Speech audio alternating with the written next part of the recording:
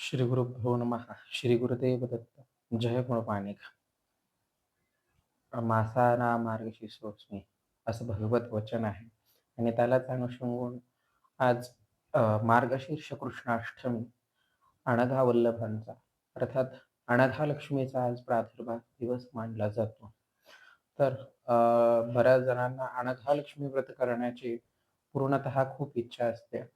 पण वेळेचा अभाव तथापि क्लिष्टमय पूजेची पद्धत असल्याकारणाने सगळ्यांनाच ते अंग नसते व त्या अनुषंगानुसार सगळ्यांना पूजाही जमत नाही. मग अशा वेळेला काय करावं?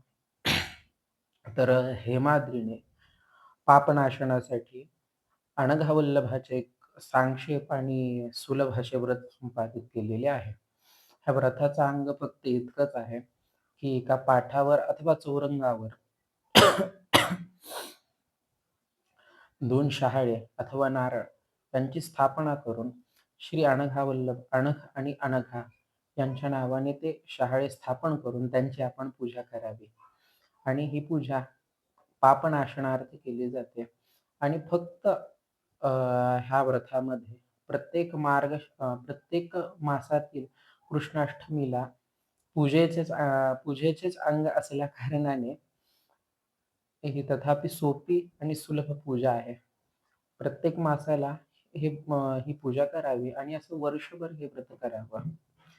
ह्याने पापनाशन होतो आणि हेमाद्रीने सांगितलेला हा व्रतप्रयोग आहे. दुसरा व्रतप्रयोग असा आहे, की दर्भाच्या मूर्त्या बनवणे आणि त्या दर्भाच्या मूर्त्या वासुदेव आणि लक्ष्मी अर्थात अनघावल्लभाच्या नावाने बसवून त्यांची चौरंगावर अथवा पाठावर दरमहा पूजा करणे हाही दुसरा प्रकार आहे. पण हा पहिला प्रकार अत्यंत सुलभ आहे.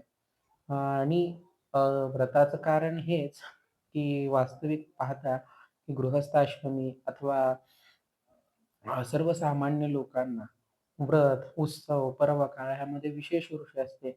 श्रीमद परमहंस परवज्रकाचार्य वासुदेवानंद सरस्वती टेंबे स्वामी महाराज यांनी धन्य तो गृहस्थ आश्रम ह्या त्यांच्या काव्यामध्ये असं एक त्यांचं वचन आलेलं आहे, की सर्व उत्सव, व्रत, संप्रदाय हे फक्त गृहस्थाश्रमातच आहे आणि गृहस्थाश्रमाचा तो आनंद आहे.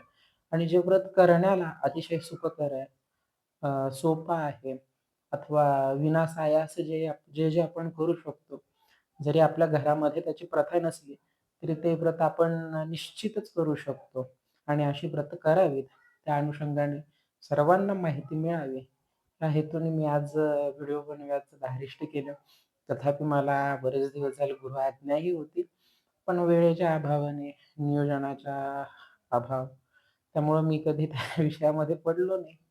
तथापि हा पहिला प्रयत्न आहे. सर्वांनी गोड मानून घ्यावं. श्री गुरुदेव दत्त.